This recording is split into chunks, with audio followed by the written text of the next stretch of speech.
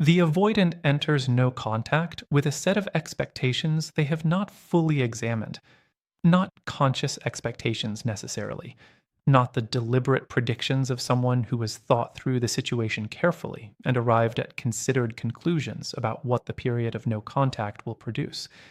More the background operating assumptions of a system that has been running the same relational patterns long enough that certain outcomes have become the default prediction. The predictions are specific, and they tend to be wrong in ways that surprise the avoidant more than they anticipated. The first expectation is that the other person will reach out. Not immediately, perhaps.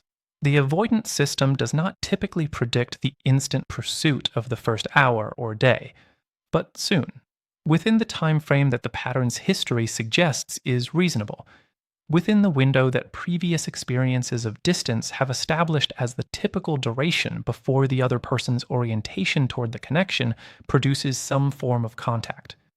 This expectation is not cynical, is not the deliberate calculation of someone who is exploiting the other person's attachment. It is the honest prediction of a system that has been calibrated by experience, and the experience has been consistent enough to make the prediction feel reliable.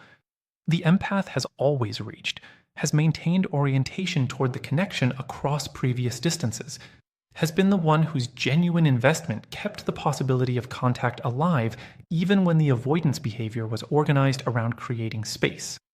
The no contact that does not produce reaching contradicts this prediction directly, and the contradiction arrives with a specific quality of surprise that the avoidant was not prepared for. The second expectation is subtler and worth examining more carefully. The avoidant expects to feel relief, not just the initial relief of reduced pressure. That tends to arrive and is real, but sustained relief.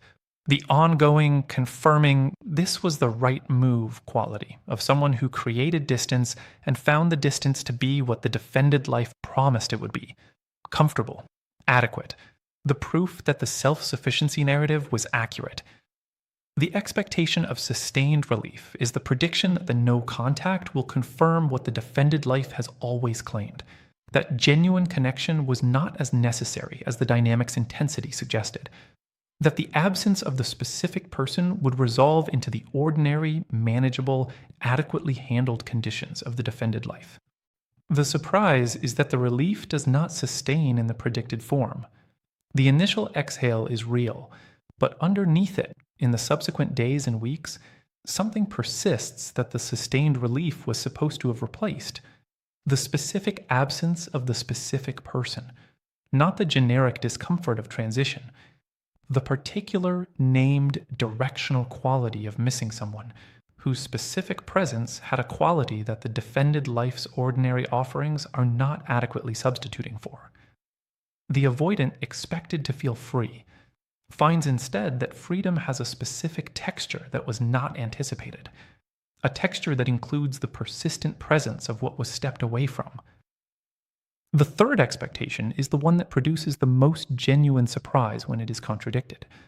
The avoidant expects the dynamic to remain available, not in the obvious sense of expecting the other person to simply wait indefinitely, but in the more subtle sense of expecting the connection to remain in the territory of the possible, in the same form it was in before, of expecting that the no contact is a pause rather than a conclusion, that the space created is the kind of space that remains available to be returned to, if and when the avoidant finds the conditions manageable enough. This expectation is the background assumption that the dynamic's previous pattern produced. The empath's consistent orientation meant that the connection was always, at some level, available. The avoidant could create distance, and the connection remained viable because the empath's investment was sustaining its viability through the distance.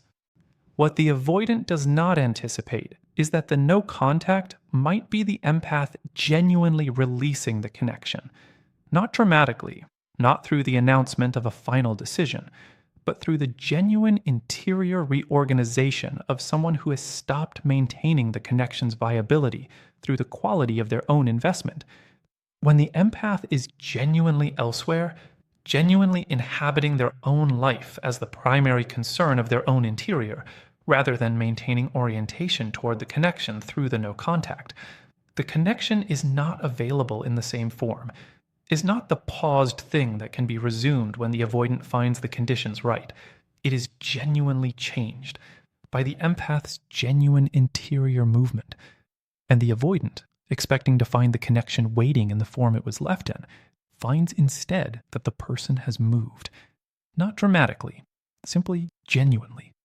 That is the surprise. The fourth expectation is one that the avoidant would rarely acknowledge, even to themselves.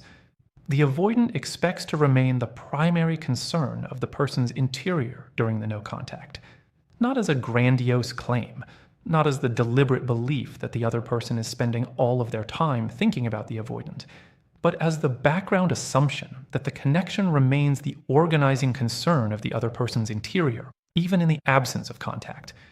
That the no contact is being experienced by the empath as the avoidant is experiencing it, as the continued, unresolved, still actively present reality of something that is paused rather than concluded.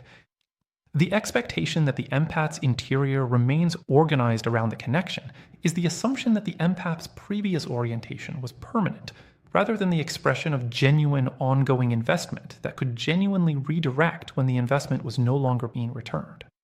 When the empath genuinely inhabits their own life during the no contact, when the interior reorganization is real and the ordinary days are genuinely theirs rather than organized around the question of the connection's resolution, the avoidance assumption is contradicted.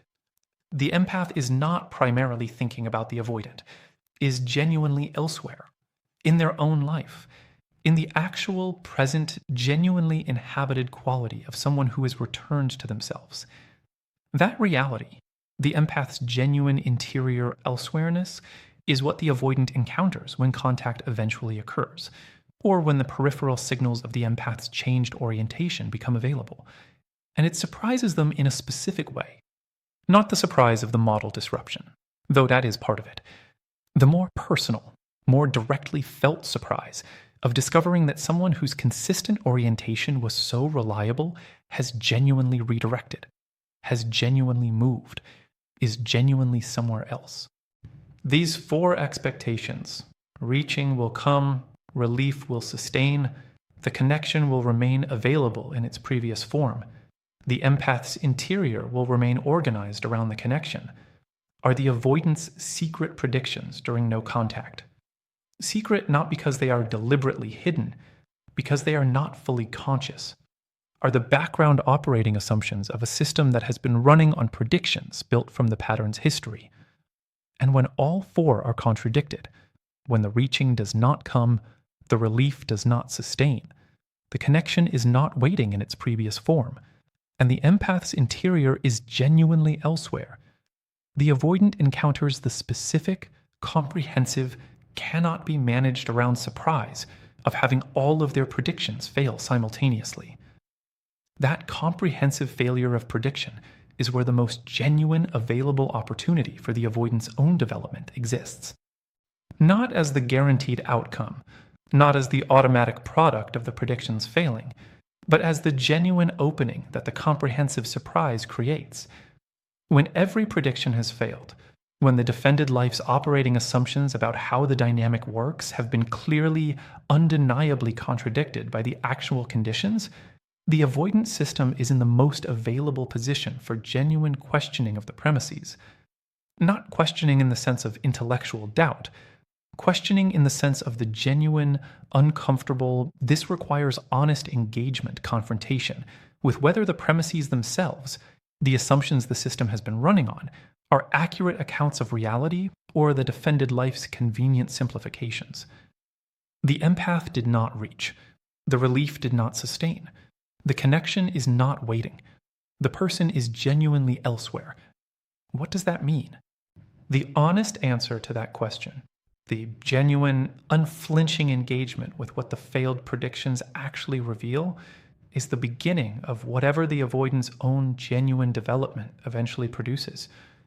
The person who has genuinely inhabited their own life during the no contact, who has produced the surprise through the honest, non-strategic, genuinely for themselves quality of their own interior reorganization is not waiting to learn whether the surprise produces the avoidance development, is genuinely elsewhere in the ordinary days that belong completely to them, regardless of what the avoidance surprise eventually produces, regardless of whether the failed predictions become the occasion for genuine reckoning or are managed into new forms that allow the defended life to continue in revised conditions. The person's life is not contingent on that outcome, was never contingent on it, is genuinely, completely, fully its own, right now, in the ordinary days. That are, as they have always been, the whole of the thing. The surprise of failed predictions does not resolve quickly. That is worth being honest about. The avoidant, whose expectations were all contradicted simultaneously, no reaching cane, the relief did not sustain, the connection is not waiting in its previous form. The empath is genuinely elsewhere. That avoidant is not immediately propelled into genuine reckoning by the surprise alone. The surprise creates an opening. It does not determine what happens in the opening. What tends to happen in the opening varies in ways that deserve honest examination, rather than the optimistic framing that the surprise naturally leads to genuine development. Some avoidants encounter the failed predictions and begin, tentatively and imperfectly, the genuine questioning of the premises that the comprehensive failure makes available. They sit with the surprise long enough that it becomes something more than acute discomfort, something more reflective. The specific, honest, this requires genuine attention quality of someone who is beginning to engage with the question of what the failed predictions actually mean, rather than immediately finding the management's new form. Other avoidants encounter the failed predictions, and the management finds new form relatively quickly. The surprise is real and uncomfortable, and the management's response is to develop the protocols that address the new conditions, new narratives, new substitutions. The reconstruction of the defended life's adequacy in revised form that accommodates the new information without requiring the fundamental premises to be genuinely questioned. Both are real possibilities. Neither is guaranteed by the quality of the predictions having failed. The opening the surprise creates is genuine. What happens in it belongs entirely to the avoidant. The management's new forms after comprehensive prediction failure are worth understanding because they can look, from the outside, like the genuine reckoning they are not. One common new form is what might be called the retrospective idealization. The avoidant, whose predictions all failed, and who is living with the specific, named, directional missing of the specific person, begins to construct the connection in memory with a quality that exceeds what was actually present in the dynamic. The genuine moments are amplified. The specific qualities of the empath, the authentic presence, the genuine warmth, the particular depth of someone who was simply and completely themselves, are held in the interior with an increasingly idealized quality that the ordinary conditions of the actual dynamic were not consistently producing. This idealization feels, from the inside, like genuine appreciation, like finally seeing clearly what was there and what was walked away from, like the honest reckoning with the loss's actual significance. But idealization is not the same as genuine reckoning. Genuine reckoning sits with what was actually present and what the avoidant's own behavior actually produced in it. Idealization softens the honest account of what the dynamic actually was, including the avoidant's own insufficient showing up, and constructs a version of the connection that is better than the actual dynamic was, while being worse than what genuine mutual presence would have produced. The idealized version is easier to grieve than the honest version, provides the specific emotional experience of having lost something extraordinary without the accompanying honest engagement with one's own role in the loss, allows the avoidant to feel the weight of the loss without feeling the full weight of the accountability for what the pattern produced in it. Another new form the management develops after the surprise of failed predictions is the reinterpretation of the empath's genuine elsewhereness.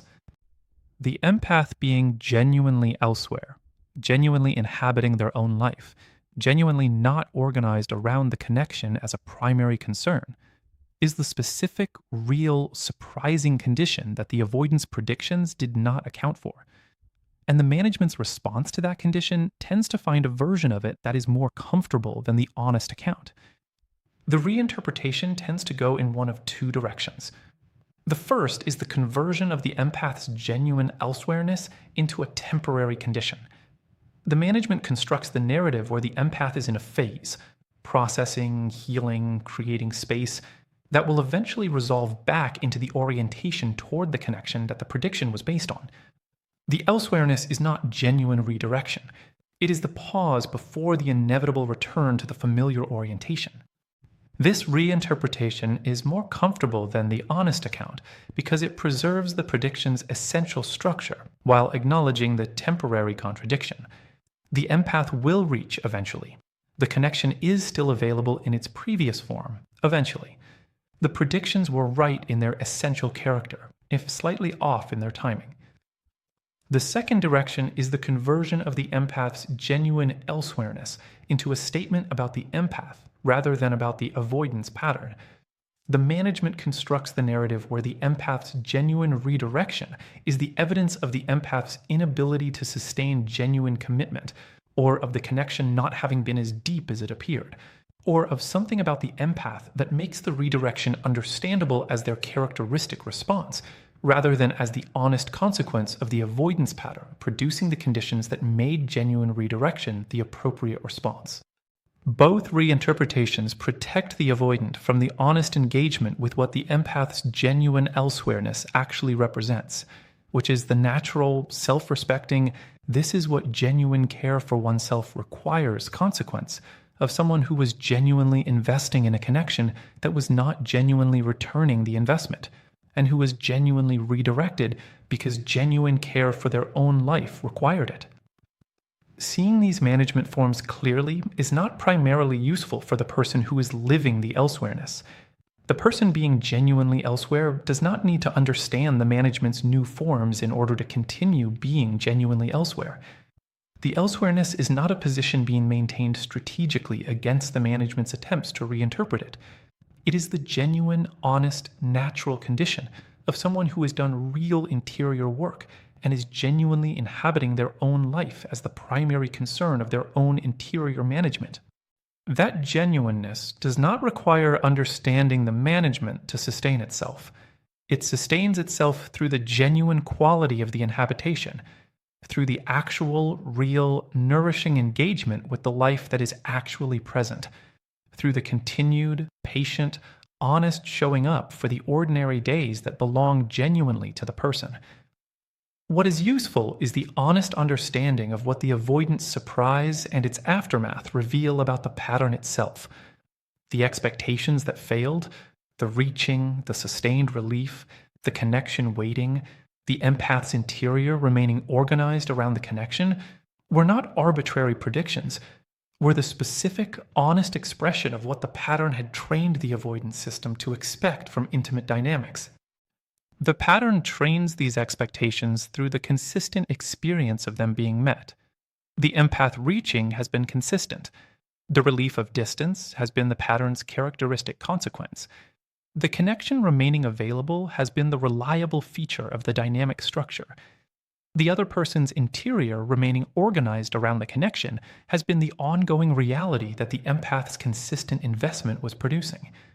The pattern produced the expectations. The pattern was working as designed. The empath's genuine elsewhereness is what disrupted the design. Not the no contact per se. The genuine, interior, not strategic quality of someone who has actually released the compensating investment that was allowing the pattern to continue without its full cost being felt. That release, the honest cessation of the absorbing, is the thing that made the surprise possible. Not as a strategy for producing the surprise, as the natural, self-respecting consequence of someone who chose themselves genuinely. And the choosing of oneself genuinely, the real, non-performed, not aimed at any particular avoidant outcome quality of genuine self-respect and genuine self-possession, is the foundation of everything that has been described throughout this conversation. Not as the tool for producing avoidant outcomes, as the honest expression of someone who knows what they are worth and is living from that knowing.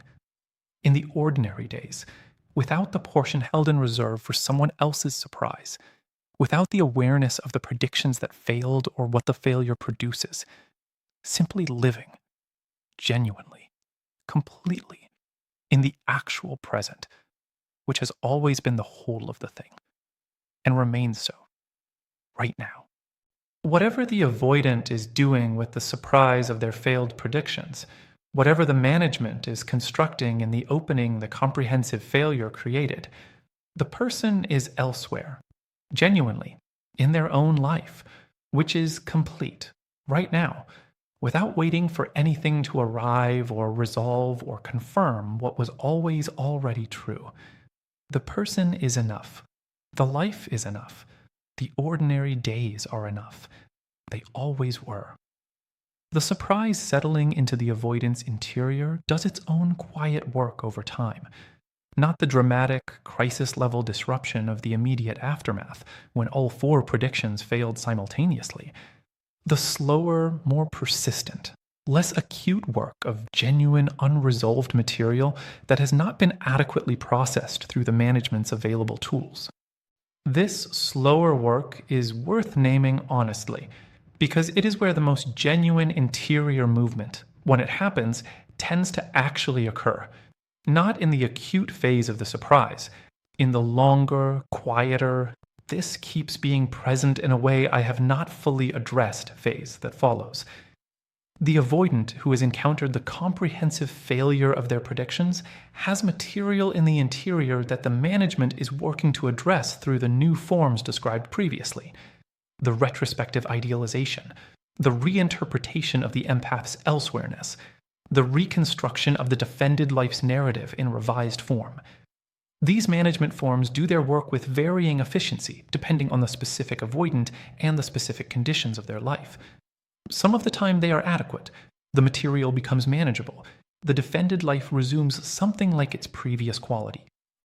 But genuine material has a persistence that efficient management does not fully address, returns in the gaps, in the early morning hours, in the specific quality of ordinary moments that carry the particular texture of what is absent, in the encounters with other connections that reveal, through the honest comparison the reference point provides, the specific inadequacy of what the defended life's ordinary offerings substitute for.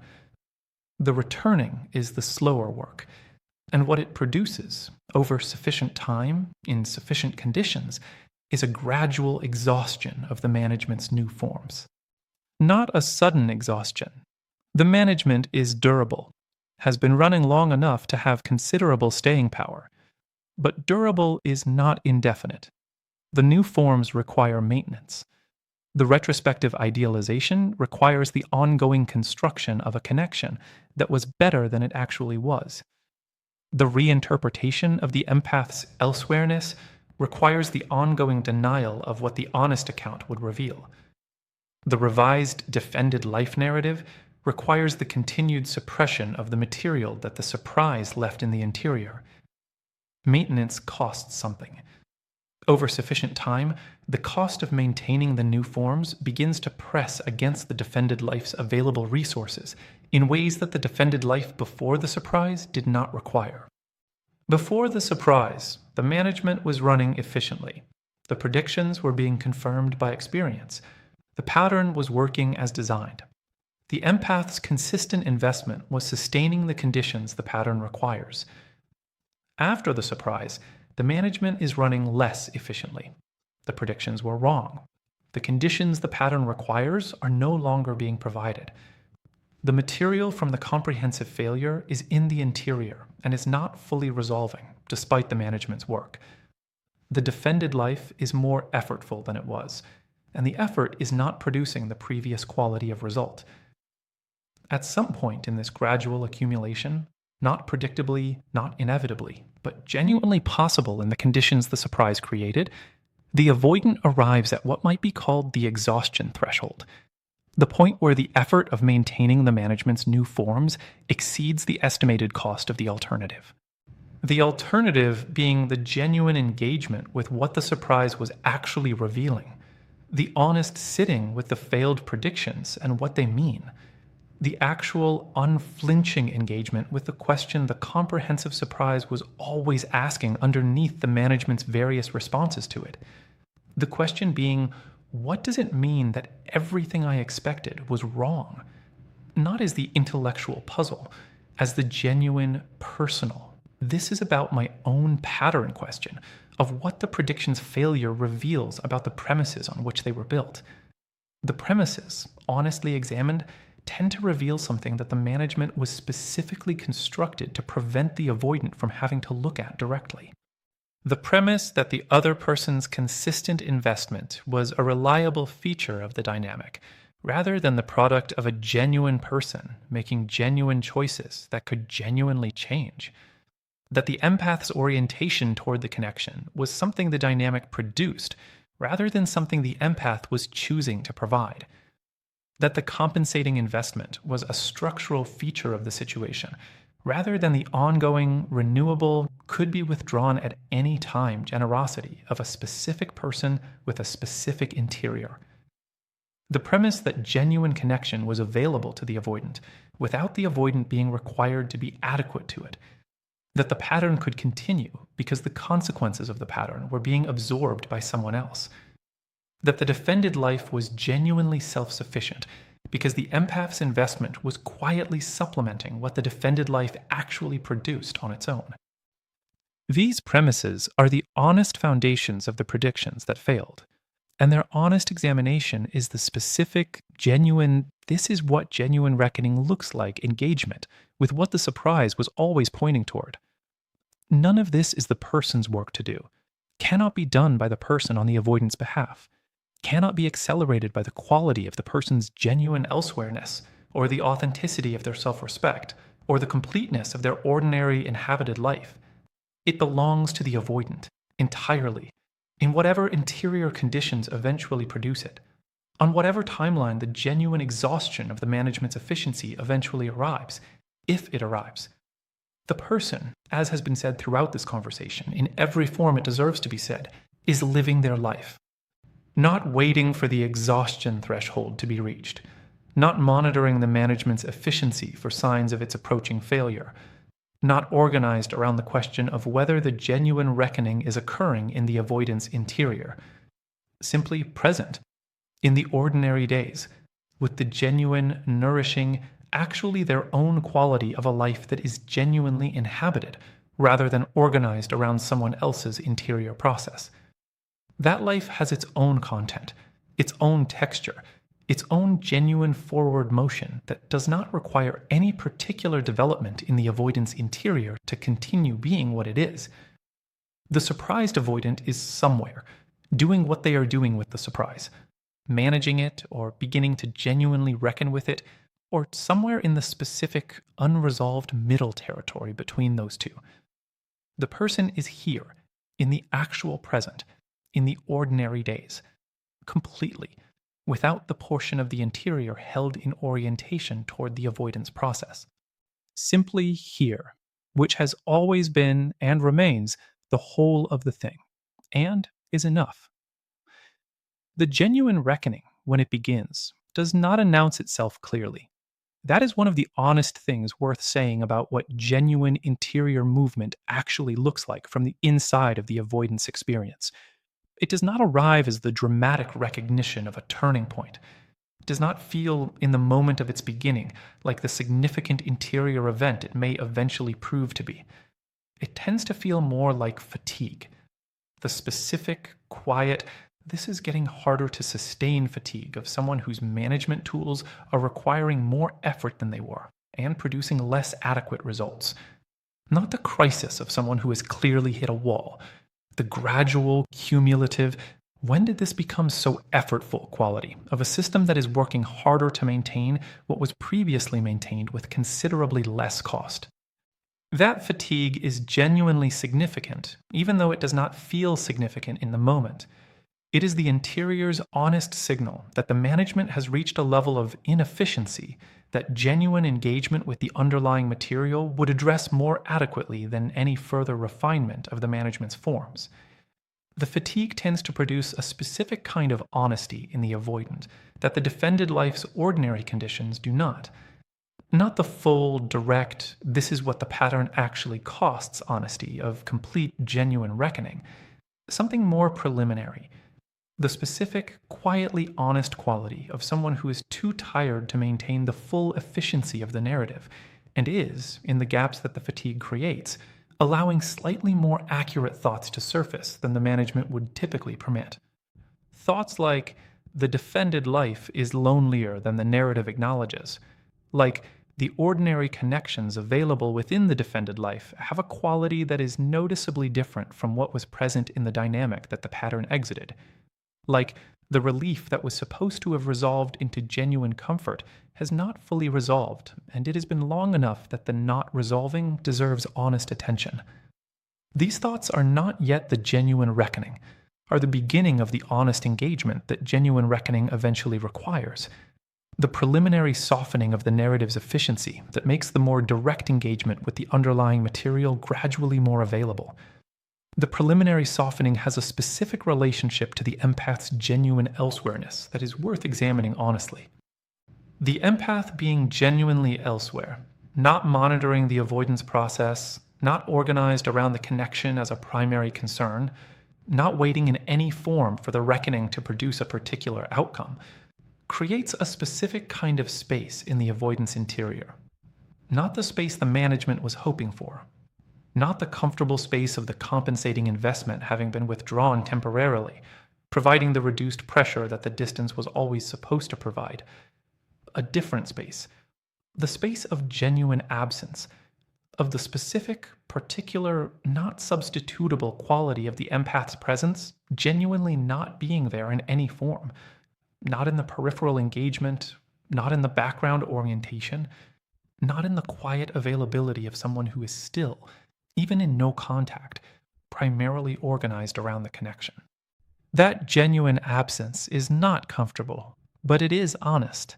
And the honesty of it, the direct, unmediated, this is what the defended life actually contains quality of the space, is what makes the genuine questioning of the premises more available than it would be if the empath's compensating investment were still quietly supplementing what the defended life actually produces. The empath's genuine elsewhereness is not a strategy for producing the avoidance reckoning. It is simply the honest condition of someone who has chosen themselves.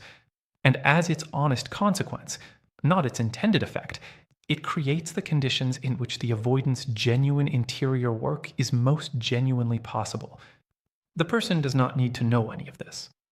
Does not need to understand the relationship between their genuine elsewhereness and the avoidance gradually exhausting management. Does not need to track the preliminary softening, or the fatigue, or the slow accumulation that is or is not moving toward genuine reckoning. Is simply living in the ordinary days with the specific, genuine, nourishing quality of a life that is actually theirs. The work described in this conversation has been the person's own work, not the work of producing particular outcomes in someone else's interior, the work of returning to themselves, of restoring the trust in their own intuition, of inhabiting the ordinary days with the full quality of genuine presence, rather than the partial quality of someone whose attention is significantly allocated elsewhere. That work is complete in itself, not complete in the sense of finished. Genuine interior work is ongoing and deepens rather than concludes, but complete in the sense of not requiring any particular external outcome to have been worth doing. The person is more fully themselves for having done it, more honestly perceiving, more genuinely grounded, more capable of the real, sustained, warmth as baseline quality of genuine mutual presence, both in giving it and in recognizing it when it is genuinely being offered rather than managed. That is the whole of what the work produces that belongs to the person. Everything else, what it produces in the avoidance interior, what the surprise eventually leads to, whether the preliminary softening becomes genuine reckoning, whether the genuine reckoning becomes the behavioral change that would produce something genuinely different, all of that belongs to the avoidant, in their own interior, on their own timeline. Through their own genuine choosing, the person's life continues, not in the suspended, waiting for resolution quality of someone whose primary concern is what happens next in the avoidance interior, in the genuine, forward moving, completely inhabited quality of someone who is simply present to what is actually here, which is the life itself, in the ordinary days that have always been and remain the whole of it. Not the preparation for something coming, not the aftermath of something that passed, the actual thing, right now, worth every bit of genuine presence available to bring to it, without reservation, without the portion held elsewhere, simply here, completely, in the ordinary days that are enough, that have always been enough, that will continue to be enough, regardless of what settles in the avoidance interior, regardless of what the fatigue eventually produces. Regardless of whether the surprise becomes the beginning of something genuinely different or is managed into the next phase of the defended life's revised conditions, the person's life is not contingent on that answer, was never contingent on it, is genuinely, completely, without condition, here.